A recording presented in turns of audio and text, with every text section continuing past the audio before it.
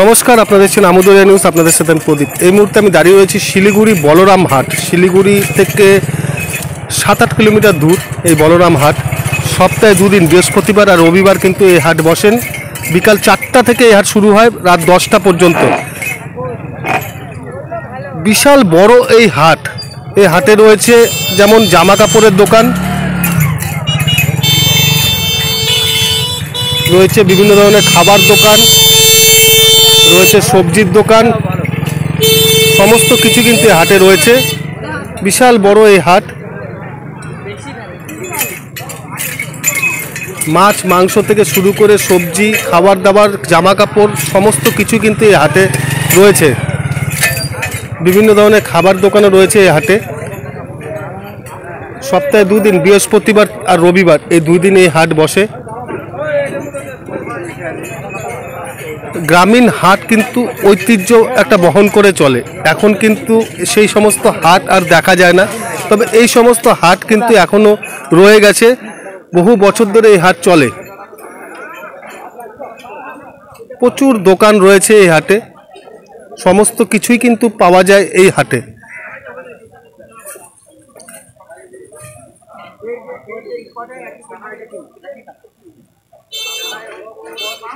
আমরা দেখানোর চেষ্টা করছি সেই এত বড় হাট।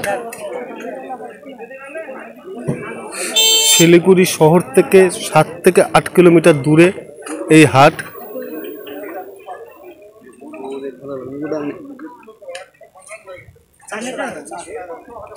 সমস্ত রকম সরঞ্জাম কিন্তু পাওয়া যায় এই হাটে। যেমন এখানে বিভিন্ন ধরনের জিনিস,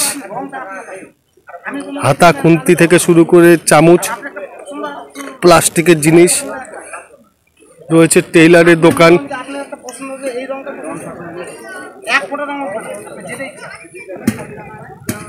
সমস্ত কিছু কিন্তু পাওয়া যায় এই হাটে।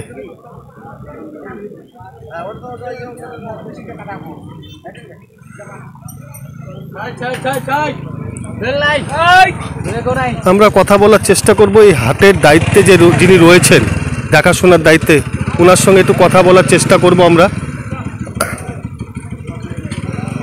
যে এই হাটের ইতিহাস কি রয়েছে, কবে থেকে চলছে এই হাট, সেই ইতিহাস জানার চেষ্টা করব। নমস্কার অসীমবাবু। হ্যাঁ নমস্কার। নমস্কার, আপনাকে আমোদরিয়া নিউজে আপনাকে স্বাগত।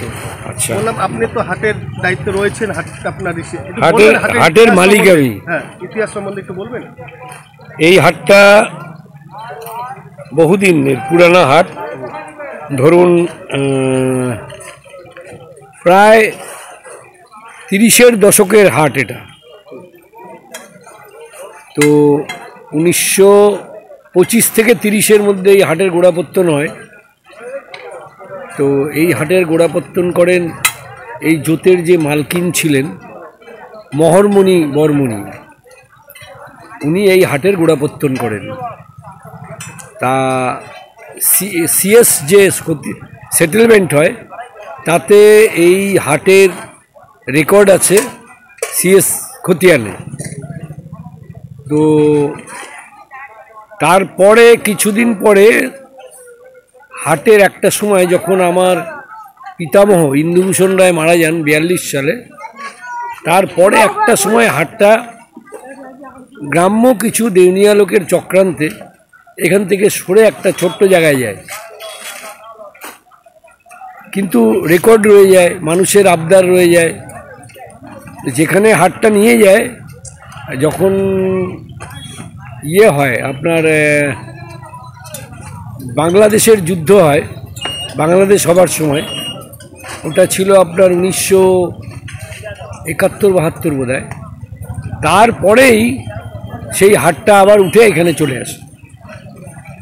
এই হাটটা দীর্ঘদিনের পুরানা হাট। হাট তো আর এই এলাকাতে নাই, সাউডাঙ্গি হাটও প্রায় অবলুপ্তির মুখে, ভুটকি হাটও অবলুপ্তির মুখে। একমাত্র হাট বলতে দুটো হাট আছে এখানে, এই শিকারপুর, আমবাড়ি আর বলরাম। এই জন্যে এই 3টা হাটই আছে এখন। কত ব্যবসায়ী এখন এই হাটের থেকে মানে নিজের সংসার চালান? অন্তত কিছু না হলে বড় 250-300 ব্যবসায়ী এই হাটের থেকে সংসার চালায়। সপ্তাহে 2 দিন হাট হয়, বৃহস্পতিবার আর রবিবার এই হাটটা হয়। আর আপনার এই হাটটা অ্যাকচুয়ালি বৃহস্পতিবার, আজকে আপনি এসছেন, বৃহস্পতিবার দিন মানুষের আনাগোনাটা একটু কম থাকে। রবিবার এই হাটটা খুব বৃহৎ আকারে হয়। আর হাটের যে পরিসরে হাটটা ছিল, তারপরে তো আমাদের নিজস্ব কিছু জমি আছে। এখন হাট একটা চলতে চলতে হাট যখন বড় হয় তখন তার কোনো সীমানা থাকে না। আর ছোট দোকানদাররা তো আসে, চাটাই বিছায়, দোকান করে, বাড়ি চলে যায়। সুতরাং এই ক্ষেত্রে আমরা আপত্তিও করতে পারি না।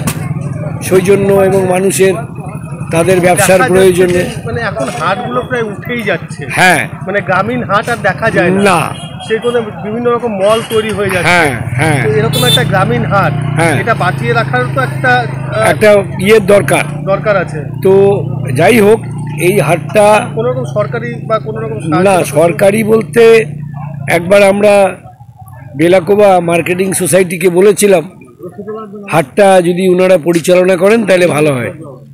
ওনারা সার্ভে করে বলেছিলেন যে না, এটা কোনো সোসাইটি বা গভর্নমেন্ট নেবার মতন এখনও রোজগারের জায়গায় হাটটা আসেনি। যখন আসবে তখন দেখা যাবে। এখন আপনি চালাচ্ছেন, আপনি চালান, তখন আমাদের আর বলার কিছু নেই। সেক্ষেত্রে ব্যবসায়ীরা কি টাকা দিচ্ছেন আপনাদের? না, আমি তো ব্যক্তিগতভাবে কোনো পয়সা করি নিই না। তো এখানে কিছু দোকান পাচার আছে, টিনের ঘর, কুটি, তো এইগুলোকে একটা রক্ষণাবেক্ষণের ব্যবস্থা, দায়িত্ব নিয়ে আমাদের করতেই হয়। সেই জন্যে যে দেখাশোনা করে সে একটা বোধহয় 10 টাকা 15 টাকা এরকম টাকাটা তুলে সেই নিজে, আমি বলি তোমাদের সিকিউরিটির ব্যাপার থাকে, সেই সিকিউরিটিটা জন্য সে তোলে। আমরা কোনো রকম এখনও এই হাটের থেকে কোনো রোজগারের চিন্তা আমার পূর্বপুরুষও করেনি, আমিও করি না। আমি দেখতে শুধু এখানে নজরে রাখি যেন এখানে কোনো রকম কোনো মানে অরাজকতা বা দোকানের জায়গা দেখিয়ে পয়সা তোলা বা কথা নাই বার্তা নাই একটা হাটের ঘর তুলে দেওয়া, অসামাজিক কাজকর্ম, এইটুকুই আমার নজরে আমি রাখি। আর বাকিটা সিকিউরিটির ব্যাপারটা আমি যাকে দায়িত্ব দিয়েছি ওই দেখে, এইটাই হচ্ছে ব্যাপার। আমুদরিয়া নিউজ, প্রান্তজনের কণ্ঠস্বর।